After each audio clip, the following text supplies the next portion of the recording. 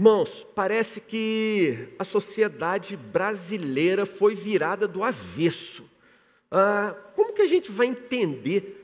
Pior, como que a gente vai explicar para um estrangeiro que uma pessoa que assassinou o pai, que assassinou a mãe, tem direito a sair no feriado de Dia das Mães, no feriado de Dia dos Pais, para comemorar esses dias com a sua família? Como que um estrangeiro entende um troço desse? Como é que pode um cara que já comprovadamente, assumidamente, estuprou e matou uma criança de 13 anos de idade, ele fica 6 meses numa cadeia e agora, segunda-feira, amanhã, esse cidadão vai ser solto. Essa semana, já tem um pouco mais talvez, alguns dias, eu assisti uma declaração de um deputado que parecia uma piada pronta, mas foi num desses jornais das 7. O cidadão, um projeto de lei, dizendo o seguinte: olha, essa coisa de polícia, bandido, trocando tiro, está muito perigoso. Então ele entrou com um projeto de lei para desarmar a polícia militar.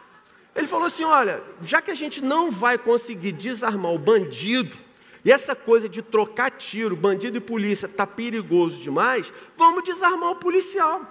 Gente, isso é sério. Se você procurar, você vai ver o cidadão, o cidadão dando uma entrevista e falando dessa proposta dele.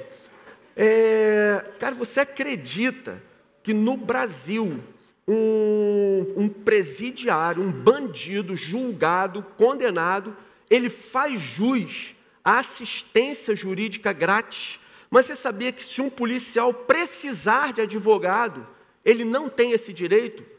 Ele tem que pagar advogado do próprio bolso? Pior, sabe uma história que andou circulando por aí, que presidiário tem direito a auxílio reclusão, que parecia lenda urbana?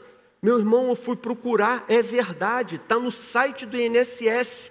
Presidiário tem direito a auxílio reclusão. Prepara o seu coração, porque eu vou falar agora. O auxílio, o microfone até caiu, para não falar muito alto, quem sabe alguém vai infartar. Gente, auxílio reclusão é maior do que o salário mínimo. O cara trabalha para ganhar um salário e ganha um salário mínimo. Está aí 1.000 e poucos.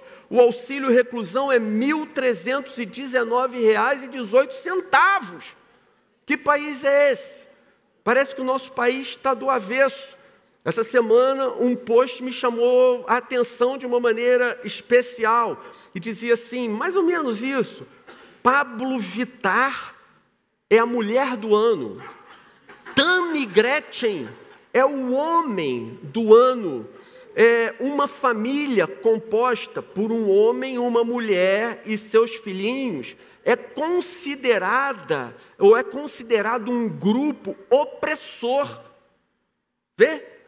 Uma família, um homem heterossexual com uma mulher heterossexual, casados, que têm filhos, fazem parte de um grupo que é considerado opressor. Por outro lado, um grupo de bandidos armados é considerado parte da população oprimida.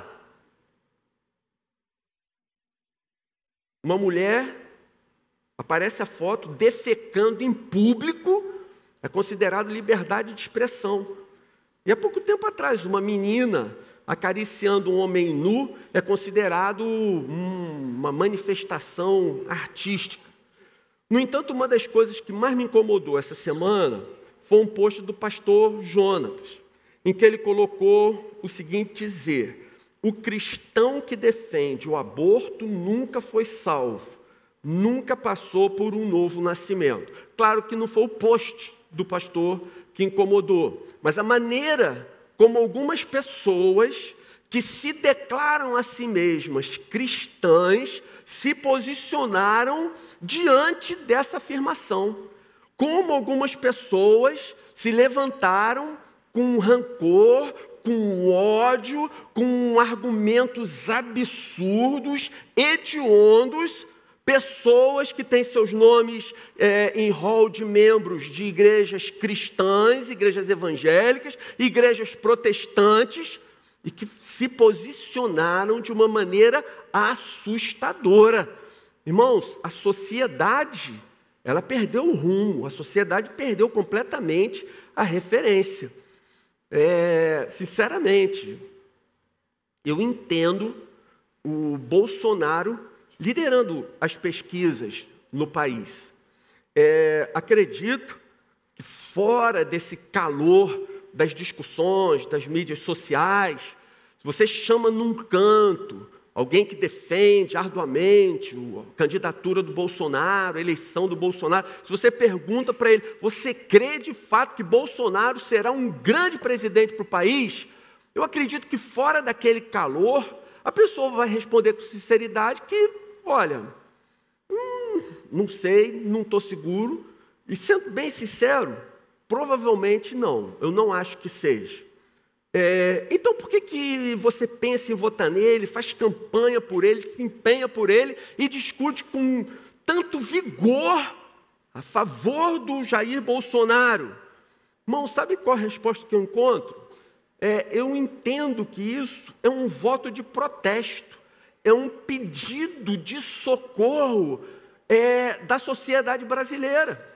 Como a sociedade brasileira se recusa a trilhar o caminho que deveria, e esse nós conhecemos, como ela se recusa a ir por esse caminho, então ela está buscando um outro caminho alternativo. Esses dias, eu perguntei para o Marcão ali agora, antes de subir aqui, há 3 minutos atrás, Marcão, foi uma drag queen? Ele falou, não é drag queen. Eu falei, mas o quê? Não sei. É um cantor? Não sei. Então, uma coisa, tá certo? Uma coisa lacradora, num comício político, recentemente, gritou para delírio dos que estavam ali, Jesus era travesti, Jesus era travesti, Jesus era bicha, Jesus era bicha. Era a coisa, né? E aí, diante dessa agressividade, diante desse lixo, a Rede Globo chamou essa coisa para ser uma das atrações do Criança Esperança. Atração do Criança Esperança. Gente, sinceramente, essa tal emissora, nenhum cristão devia assistir. Não é porque pastor manda, não, porque você tinha que ter consciência de que você assistindo, você alimenta essa corja, essa imundície, você patrocina essa mensagem podre, esse esgoto, essa sujeira que entra na casa das famílias, que entra na casa das pessoas. Se você é cristão, você jamais deveria contribuir para esse tipo de programa. Jamais deveria entrar nisso. Todos os cristãos, a igreja inteira brasileira, deveria fazer um grande boicote. Se a igreja brasileira entendesse isso, e eu temo que a gente não consiga chegar a um acordo nem entre nós, mas se toda a igreja brasileira entendesse isso e boicotasse efetivamente a Globo, eu quero dizer para vocês que desde que eu falei para vocês que estava entrando nesse boicote, há meses atrás, quando a Globo fez uma campanha forte, apoiando crianças que queriam fazer cirurgia de mudança de sexo, crianças fazendo cirurgia de mudança de sexo, independente da autorização dos pais, que lá em casa a gente parou de assistir Globo. Nunca mais a gente assistiu.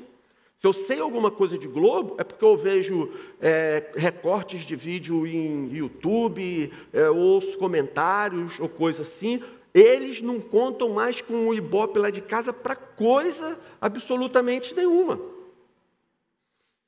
Mas eu acredito, irmãos, que nós chegamos num ponto em que a sociedade não suporta mais isso, não tolera mais esse tipo de coisa. Agora, eu sei que a pressão é muito grande, sobretudo nas mídias sociais. Então, voltando ao exemplo da postagem do pastor Jonatas.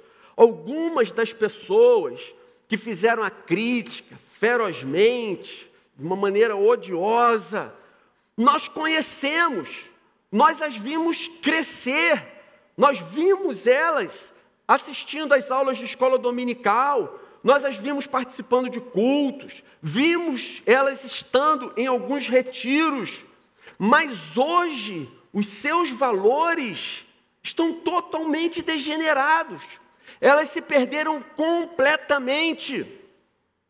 E eu ouso dizer que muitas daquelas que entraram ali, que se manifestaram daquela forma, não existe mais sequer resquícios da mensagem do Evangelho que elas ouviram durante longos anos. Mas por que isso acontece? É possível nos prevenirmos? Como nós podemos nos manter firmes diante de tudo isso que temos visto? Então eu quero ler com vocês Romanos 12, versículo 2.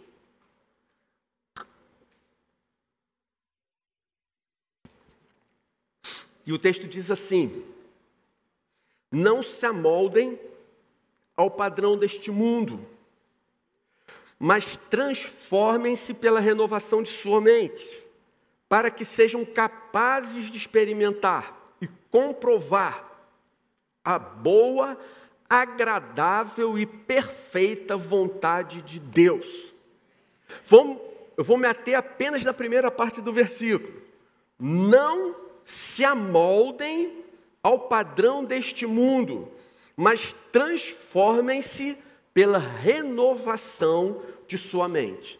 Quero dizer que eu acredito, no ano passado, se não me engano foi setembro, outubro, o pastor Marcão pregou sobre esse texto aqui. Me lembro de já ter ouvido pregação sobre esse texto aqui no Gol.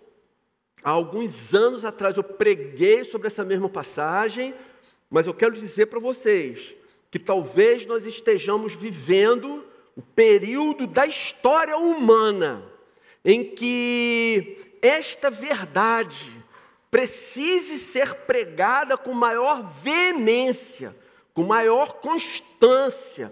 Ela precisa ser relembrada com maior insistência. Veja, não se amoldem ao padrão deste mundo, mas transformem-se pela renovação da sua mente. Então, gente, o que acontece aqui? A ideia de Paulo nessa passagem está baseada no contraste dessas duas palavras, amoldar e transformar. Quando Fátima faz o melhor empadão de frango da nossa cidade, já foi o melhor empadão de frango de Curitiba quando nós moramos lá. Agora, sem dúvida, é o melhor empadão de frango de Niterói. Ela prepara a massa. E eu vejo que às vezes ela coloca o empadão numa forma quadrada. Então aquela massa molenga, ela pega e bota na forma quadrada. Pá! Aí o empadão fica quadrado. Ela pega a massa e coloca numa forma redonda. Aí o empadão vai ficar redondo. Por quê? Porque a massa assume a forma da forma aonde ele foi colocado. Ele vai se amoldar ao recipiente aonde ele foi colocado. Então, gente, já contextualizando, amoldar é o ato pelo qual uma pessoa vai adquirir uma forma, vai externar um comportamento que não vem de dentro. Ela é forçada a agir assim. Ela se vê obrigada a fazer alguma coisa. Ela se vê constrangida de alguma maneira a agir, a pensar, a atuar. Mas aquilo não é condizente com o seu íntimo, com o seu coração. Então Paulo diz, não se amoldem, não tomem a forma do padrão deste mundo. A Bíblia chama esse tempo em que nós vivemos, esse tempo agora que nós estamos aqui na Terra, de mundo, de presente século, de século mau, esta era de era perversa. E ela faz o contraste, falando do que vem, de o mundo por vir, o século vindouro. Vê? Então o Novo Testamento, ele emprega essa expressão mundo, pelo menos em 3 sentidos. Em primeiro lugar, a expressão mundo se refere à vida separada de Deus. O Novo Testamento fala de mundo quando ele está falando de uma vida que não reconhece a Deus, uma vida que não se deixa governar, não se deixa dirigir por Deus. Então, nesse caso, existe assim uma divisão radical. Ou você pertence ao mundo, ou você pertence a Deus. Não existe uma zona cinzenta, não existe um meio de campo. Em segundo lugar, a palavra mundo pode ser definida como a vida resultante da queda, depois do pecado, onde Satanás, onde o diabo, onde o inimigo tem uma influência muito forte. Olha o que diz 2 Coríntios, capítulo 4, versículo 4. O Deus desta era, observa que Deus está com letra minúscula. O Deus desta era, referindo-se a Satanás, cegou o entendimento dos descrentes. O descrente não enxerga um palmo adiante do seu nariz, porque ele está cego. Nós conseguimos enxergar, mas aquele que não crê, não vê nada, ele não entende nada, ele está cego, ele vive em trevas. O Deus desta era cegou o entendimento dos descrentes, para que não vejam a luz do Evangelho da glória de Cristo, que é a imagem de Deus. Então, gente, ele é chamado de Deus desse século, desse mundo. Portanto, o diabo exerce controle sobre aqueles que rejeitam o Evangelho. Então, nesse segundo caso, mundo significa um modo de viver não apenas separado de Deus, mas também rigidamente controlado pelo diabo. Em terceiro lugar, mundo também pode ser visto como andar segundo a carne, segundo a natureza inclinada para o mal, e não andar guiado pelo Espírito, segundo o Espírito. Assim, gente, no mundo, o diabo e as forças do mal exercem grande influência. Vejam só, 1 João 5,19. 1 João 5,19. O mundo está sob o poder do maligno. Está sob o poder do maligno. Ele não tem poder sobre os crentes em Cristo, aqueles que nasceram de novo, aqueles que foram salvos, aqueles que trazem no seu coração o selo de Deus. Sobre esses, ele não tem poder nenhum. Mas sobre o mundo, ele tem poder. Sobre o mundo, ele age. Efésios, capítulo 2, versículos 1 e 2, diz: vocês estavam mortos em suas transgressões e pecados, nos quais costumavam viver, quando seguiam a presente ordem desse mundo, e o príncipe do poder do ar, o espírito que agora está atuando nos que vivem na desobediência. Então, há uma ação do inimigo naqueles que se recusam a se render a Cristo, a viver para Cristo. Então, gente, no contexto em que Paulo escreveu, subentende-se que quando ele diz, não se amoldem ao padrão deste mundo, ele está se referindo à pressão que nós sofremos. Guarde isso. Ele está se referindo à pressão que nós sofremos para nos afastar de Deus. Ele está se referindo às forças que atuam sobre nós, contra nós, para nos levarem a fazer coisas que desagradam a Deus. Por exemplo, a zombaria da turma lá da esquina. A zombaria da turma é uma maneira de te pressionar para que você se amolde ao padrão do mundo. Se você não faz as bobagens que eles fazem, eles vão te pressionar para você assumir o molde no qual eles foram formatados. Eles querem que você seja formatado como eles o foram. O bullying nas mídias sociais. Então, pastor Jonatas fez um post que deveria contar com o apoio maciço de toda a igreja, mas muitos se omitiram de ali curtir, dar os parabéns, dizer com certeza, estamos juntos, pensamos igual ou qualquer coisa assim, porque ficaram com medo do que os seus amigos vão pensar, o que os seus parentes vão pensar, como seria essa questão de ser zombado por outras pessoas. Já que acabei mencionando a Rede Globo, e continuo mencionando aqui, como eu falei para vocês, eu não vejo, mas eu suponho. Soube que tem uma novela agora em que uma família vem congelada do passado e sai no mundo atual. Eu não vi, mas eu já posso supor. Se não for, eu espero que ninguém me corrija, porque ninguém deve estar assistindo essa novela. Mas fico imaginando que seja algum sarcasmo contra nós, alegando que nós, que somos cristãos, que não admitimos essas coisas, somos essas pessoas congeladas no século passado. Mas, guarda uma coisa, ser progressista nem sempre é bom. Ser progressista nem sempre é bom.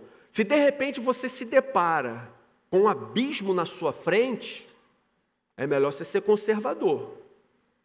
Se você continuar progredindo, você vai morrer. Acho que a sociedade já chegou onde deveria, já ultrapassou vários limites.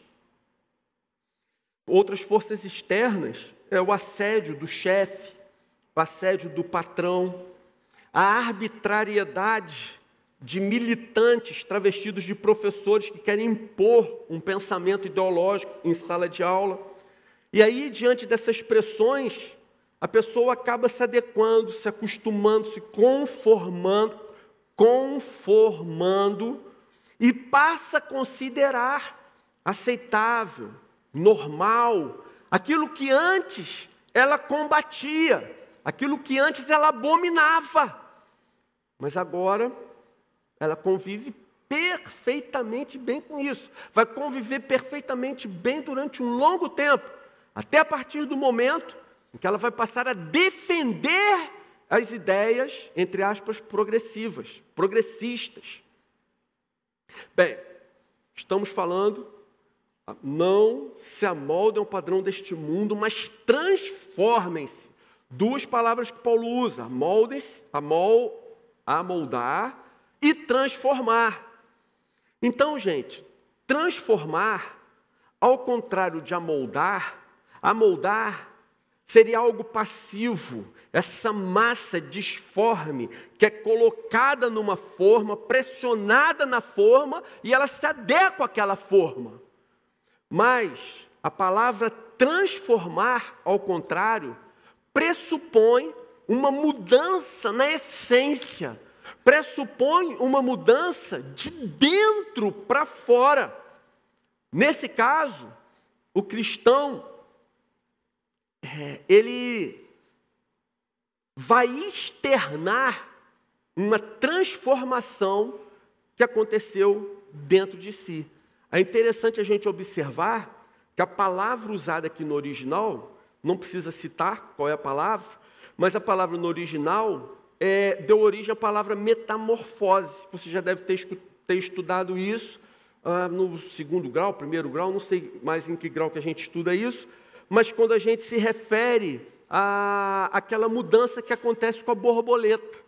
A mudança que faz com que a lagarta vire uma borboleta é chamada de metamorfose. A origem da palavra, o significado da palavra, o que Paulo estava mencionando, se referindo, é esse mesmo processo, em que uma essência, a essência de uma natureza, é transformada, é mudada, é alterada completamente. É uma mudança total, é uma mudança irreversível. E olha que coisa interessante, essa palavra só aparece 3 vezes no Novo Testamento. No texto que nós acabamos de ler, aparece no momento em que Jesus sobe no monte e se transfigura diante dos seus discípulos. Então, quando Jesus sobe no monte com Pedro, Tiago e João, e ele aparece em luz resplandecente, o texto diz que ele foi transfigurado, mas a origem é a mesma, transformado, metamorfose. E quando Paulo cita a mudança que ocorre em nós, quando ele fala em 2 Coríntios 3,18, somos transformados de glória em glória na sua própria imagem. Então, gente, veja só, olha que coisa estranha. Eu não sei se você parou para pensar nisso, mas quando Paulo fala assim, orem sem cessar, eu entendo, é uma determinação, uma ordem, orem sem cessar, eu entendo, dobra o seu joelho aí e ora, beleza. Quando a Bíblia fala sobre jejuar, eu entendo, eu vou parar de comer, eu vou me preparar, separar um momento, eu vou fazer o meu jejum. Quando a Bíblia fala, dê esmolas, beleza, vou botar a mão no meu bolso, vou pegar um dinheirinho, vou dar para uma pessoa que precisa. Essas ordens, orar, jejuar, dar esmolas, eu consigo entender. Mas como é que esse negócio de transformem-se? Como é isso? Transformem-se. Eu bem que gostaria de me transformar. Imagina, um processo tão tremendo, tão profundo, tão radical, que se assemelha à mudança da lagarta com a borboleta. Imagina, o velho pecador se transformar num homem santo, cheio do Espírito. Eu quero me transformar, mas como se faz isso? Então vem o ensino do apóstolo Paulo, em que ele diz, como você vai fazer? Pela renovação da sua mente. É pela renovação da mente que você vai conseguir essa transformação. Renovar a mente significa, olha só, renovar significa tornar a mente nova outra vez. Tornar a mente nova outra vez. Quando Adão e Eva foram criados, eles receberam uma mente sadia, eles receberam uma mente sábia. Mas essa mente de Adão e Eva foi degenerada na queda. E por causa da queda, a humanidade perdeu essa mente original, sábia, santa. A humanidade passou a ter uma mente insana. A humanidade passou a ter uma mente enlouquecida. Não sei se vocês acompanharam as notícias dos últimos dias. Insistiram tanto que voltaram a abrir o tal do Queer Museu, agora aqui no Rio de Janeiro. As pessoas que insistem em mostrar aquele lixo, as pessoas que insistem em ver aquele lixo, elas não fazem porque são livres, modernas e bacanas, mas elas só fazem porque elas foram profundamente afetadas pela queda. Elas só o fazem porque elas perderam completamente a sanidade mental, afetadas pela queda. Elas hoje possuem uma mente, biblicamente, enlouquecida. Então, gente, no que diz respeito a nós precisamos recuperar a mente original que Adão e Eva tinham antes da queda, ou seja, a mente de Cristo. Acompanha aqui esse raciocínio. Se eu perguntar para vocês, qual foi o pecado de Adão e Eva? Você vai responder imediatamente. O pecado de Adão e Eva foi a desobediência, foi o fato deles terem se rebelado contra Deus. No entanto, gente, veja só, o problema não foi só esse. Até que chegasse a esse ponto, pouco antes, Adão e Eva, vejam só, eles viviam para Deus. Adão e Eva tinham prazer na companhia de Deus. Adão e Eva obedeciam com alegria a tudo que Deus determinava. Adão e Eva tinham pensamentos maravilhosos, bondosos sobre Deus. Adão e Eva confiavam plenamente em Deus. Vocês concordam? Antes da queda, a confiança de Adão e Eva era completa no Senhor. Mas quando o diabo entrou nessa história, o diabo não se limitou a mostrar o fruto da árvore do conhecimento do bem e do mal como um fruto maravilhoso, como um fruto cuja oportunidade de provar eles não podiam perder mais, eles não conseguiriam mais viver sem experimentar daquele fruto. A estratégia de Satanás foi assim que Deus disse. A estratégia de Satanás foi colocar na mente de Adão e Eva dúvidas a respeito do que Deus havia falado. Portanto, antes que Adão e Eva desobedecessem, a sua mente já havia sido contaminada com desconfianças a respeito de Deus. Coisas do tipo: Deus me falou uma coisa e agora Satanás me diz outra. Será que Deus me contou de fato tudo o que eu deveria saber a respeito da árvore do conhecimento do bem e do mal? Será que eu devo continuar confiando plenamente em Deus a respeito desse assunto? Conheci uma coisa nova, ouvi um fato novo. Será que eu não devo experimentar essa coisa? Será que eu não devo dar uma oportunidade, uma coisa nova, uma nova experiência na minha vida? Então o problema, gente, não foi apenas comer o fruto. O pior estrago já havia sido feito antes.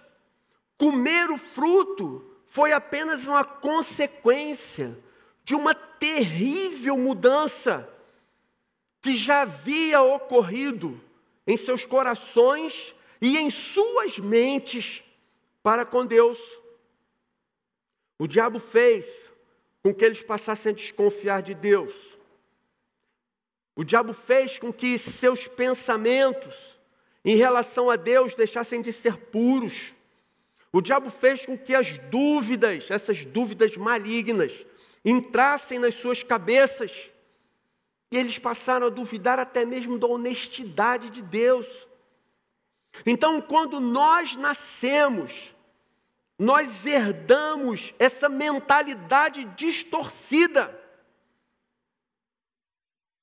Quando nós entramos nesse mundo, nós chegamos aqui com essa mente insana, com essa mente louca, com essa mente decaída. É por isso que mais do que qualquer outra coisa, nós precisamos renovar as nossas mentes. Então o apóstolo Paulo, em 2 Coríntios 5,17, diz: se alguém está em Cristo, é nova criação. As coisas antigas já passaram, eis que surgiram coisas novas. O próprio apóstolo ainda, em 1 Coríntios, capítulo 2, versículo 16, diz: nós, porém, que estamos em Cristo, temos a mente de Cristo. A vida cristã tem início na regeneração, quando nós nascemos de novo. A partir daí, nós temos uma nova mente, a mente de Cristo. Irmãos, nós que estamos em Cristo, pela fé, nós já temos a sua mente. Nós que já nascemos de novo, já fomos regenerados, pela fé nós temos a mente de Cristo. É por isso que nós não devemos ceder à pressão para nos conformarmos, para nos amoldarmos, para nos transformarmos de acordo com o mundo. Mas o que o Senhor requer de nós é que nós sejamos alvo desse processo de transformação profunda que vai ocorrer pela renovação da nossa mente. Tornar a mente nova significa não pensar de acordo com o mundo, não pensar com os argumentos do mundo, com os valores do mundo, com a moral mundana, mas pensar como Cristo pensa, segundo os valores do reino, os valores do evangelho, os preceitos do reino dos céus. Irmãos queridos, o Espírito Santo que habita em nós, ele vai nos ajudar, ele vai nos guiar. A nossa parte é orar, meditar e buscar essa renovação da mente. Você pode dizer amém? Amém. Mas ainda não acabou não. Mas agora vai ser rápido. As aplicações. Vou fazer 3 rápidas aplicações. Primeira aplicação, eu fiz em parceria com o apóstolo Paulo. Fiz em parceria com o apóstolo João. Não ame o mundo. 1 João 2, de 15 a 17. Veja, não amem o mundo, nem o que nele há. Se alguém ama o mundo, o amor do Pai não está nele. Pois tudo que há no mundo, a cobiça da carne, a cobiça dos olhos e a ostentação dos bens, não provém do Pai, mas do mundo. O mundo e a sua cobiça passam, mas aquele que faz a vontade de Deus permanece para sempre. Amém? Então, irmãos, não amem o mundo, isso tudo vai passar. Nós somos estrangeiros, somos peregrinos. Nós não queremos esse mundo, nós queremos o mundo por vir. Não queremos nos amoldar a esse século. Nós queremos o século vindouro, o mundo vindouro. Nós não queremos nada dessa terra. Nós queremos aquilo que Deus nos prometeu, que faz parte do seu reino. É para lá que nós estamos indo. Não quero que meu coração fique apegado a nada aqui de baixo. Eu quero que a minha mente esteja continuamente ligada em tudo aquilo que o Senhor prometeu. E a seu tempo, certamente, Ele cumprirá. Segunda aplicação. Tome cuidado com a busca por aceitação. Tome cuidado com a busca por aceitação. Porque eu sei, irmãos, que a pressão é muito forte. Eu sei que as forças são muito intensas. Então, tome cuidado com o desejo de parecer moderno, contextualizado, antenado, bacana, para ser aceito, etc. Cuidado para não buscar aceitação dos homens. E nessa busca desenfreada por aceitação das pessoas, você acabar sendo rejeitado por Deus. Paulo escreve aos Gálatas, capítulo 1, versículo 10, dizendo: acaso busco eu agora a aprovação dos homens ou a de Deus? Ou estou tentando agradar a homens? Se eu ainda estivesse procurando agradar a homens, não seria servo de Cristo. Então, cuidado com o que você publica na rede, nas mídias sociais. Cuidado com a maneira como você se manifesta, para que a sua opinião expresse algo contrário à mensagem do Evangelho, aquilo pelo qual Cristo morreu. Aquilo que os técnicos chamam hoje de espaço cibernético, onde essas coisas todas acontecem, sem dúvida alguma pode ser comparado ao Areópago, onde Paulo pregou um dos seus sermões mais famosos, ali na Grécia. Hoje em dia esse espaço cibernético é uma praça pública, onde todos podem ir, todos têm igualmente voz, todos podem falar, todos podem se manifestar. Então tome cuidado com o que você fala, tome cuidado com o que você publica, tome cuidado com as suas manifestações. Publique sim coisas que glorifiquem a Deus, firme uma posição, mostre ali quem você é, reafirme em que você crê. E terceira e última aplicação, encha sua mente com os pensamentos de Cristo. Filipenses capítulo 4, versículo 8. Finalmente, irmãos, tudo que for verdadeiro, tudo que for nobre, tudo que for correto, tudo que for puro, o que for amável, tudo que for de boa fama, se houver algo de excelente ou digno de louvor, pensem nessas coisas. Quero dar uma sugestão prática para os irmãos. Procure fazer sua leitura bíblica diária no início do dia. Faça sua leitura. Eu queria propor por pelo menos um capítulo por dia. Você não vai levar mais do que 10 minutos para fazer sua leitura. Tenta, aí, enquanto você estiver lendo, vê lá qual foi o versículo que mais falou ao seu coração. Tenta decorar esse versículo. Se ao longo do dia você procura se lembrar dele, mas você não consegue, gente, pega a sua Bíblia no seu telefone e relembra aquele versículo, tenta gravá-lo, tente decorá-lo. Isso vai fazer um bem enorme para você. Vai enchendo a sua mente com a palavra de Deus.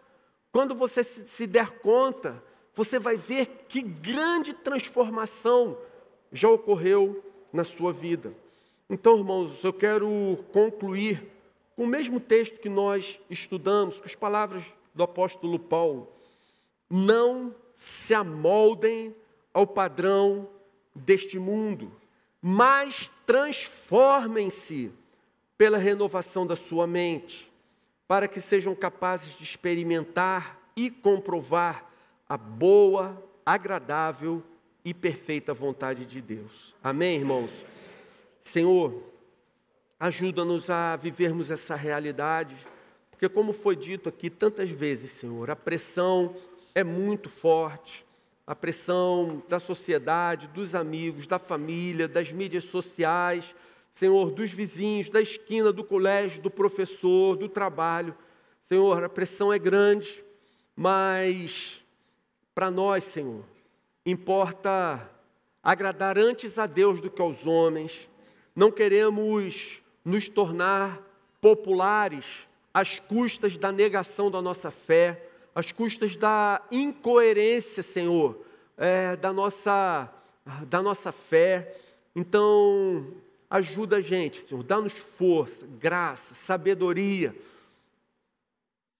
Permita que a nossa mente vá se renovando dia a dia e que essa transformação vá se tornando a cada instante, a cada momento mais consistente, que seja uma mudança definitiva, profunda, consistente, eterna, Senhor. Muda a gente, para que a gente se pareça mais e mais com o Senhor e mantenha as tuas mãos estendidas sobre nós. É assim que nós te pedimos e agradecemos no nome do Senhor. Amém.